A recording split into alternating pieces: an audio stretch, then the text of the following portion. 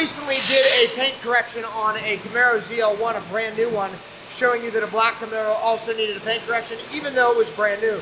This one is not the same situation. It's definitely not brand new, but honestly, the paint is in kind of similar shape to what the brand new one was. So Patrick is going to make this thing look like a mirror, and then the owner's going to put it up for sale. So if you know anybody looking for an early 2000s Camaro with a bunch of horsepower, this is the one.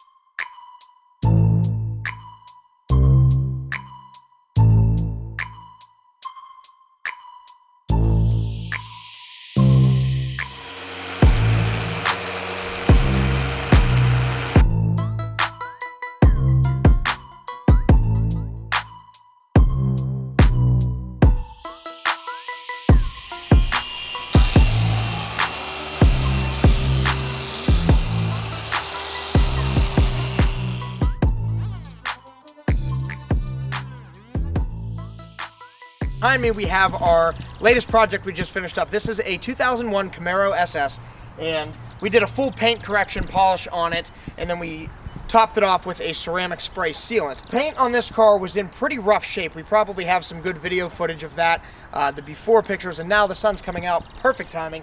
You can see that all of those micro scratches and swirl marks are gone, leaving us with a pretty much perfectly good mirror finish, and that's what we're going for. So this particular car has a lot of work done to it. This has ported and polished heads, it's got a cam, it's got exhaust, X-pipe, a couple of other things, no boost or anything, but the car runs really, really well, and it's actually for sale. So if you happen to be in the market for a fast street car, this is a good one for you.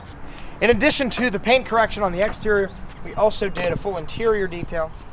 And the interior wasn't in horrible shape, just a couple little stains and things like that just from being almost 20 years old. So because of some of the modifications and the exhaust work, it sounds really good. So we're going to let you hear that.